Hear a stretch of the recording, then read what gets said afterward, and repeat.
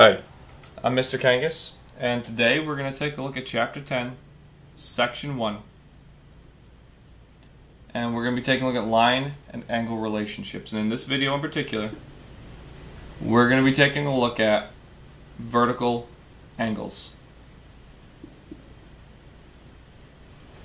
Vertical angles is the final property I'm going to talk to you about that deals with transversals.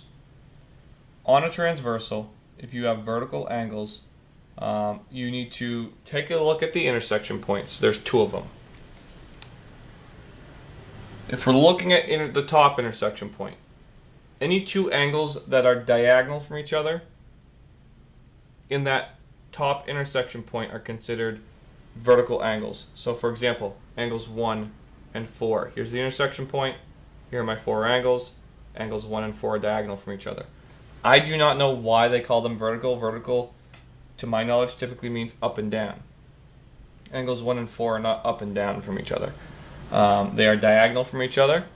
One is in the top left, one is in the bottom right. So they're complete opposites. They're diagonal from each other on the intersection point. So angles 1 and 4 are considered vertical. And just like all the other properties minus supplementary, all of the other properties I've talked to you about, that means angles 1 and 4 are the same size. Okay? So again, angles 1 and 4 are the same size because they're vertical. So we have angles 1 and 4, and we have angles 2 and 3.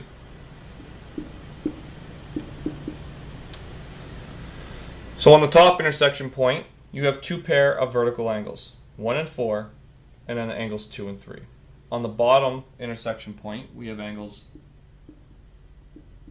5 and 6, and angles, or no, not 5 and 6, angles 5 and 8, my bad, and angles 6 and 7.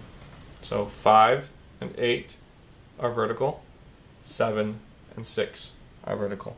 And again, if they are vertical, they are the same size. Very important to remember this. Something you may want to have written down in your notes if you don't have it already.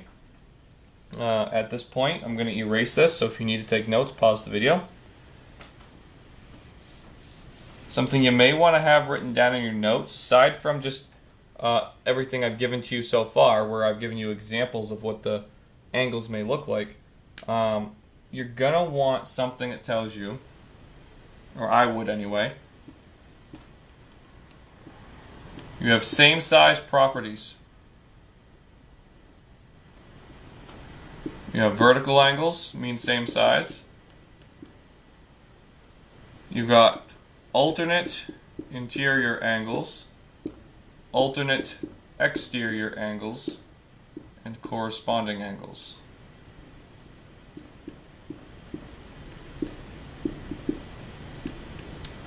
These four properties imply that the two angles you are looking at are the same size.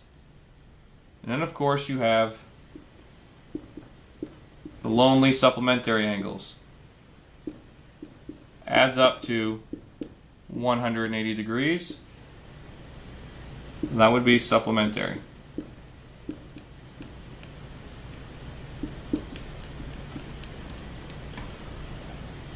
So the recap here, vertical angles, alternate interior angles, alternate exterior angles, and corresponding angles all imply that the two angles you're looking at are the same size.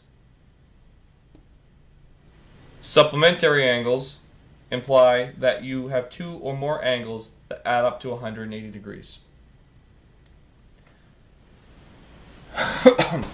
There is another angle property. It doesn't really have anything to do with a transversal, but it does have something to do with angles, and that would be complementary.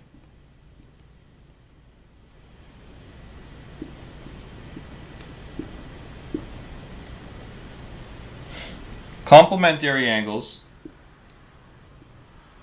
I know I'm getting into other ones. Complementary angles, instead of being adds up to 180, complementary angles add up to 90 degrees. So two or more angles that add to 90 degrees. We're not going to be doing anything with complementary angles this year, or at least not in this section. But it is a term that I thought I would bring up just for your information, FYI.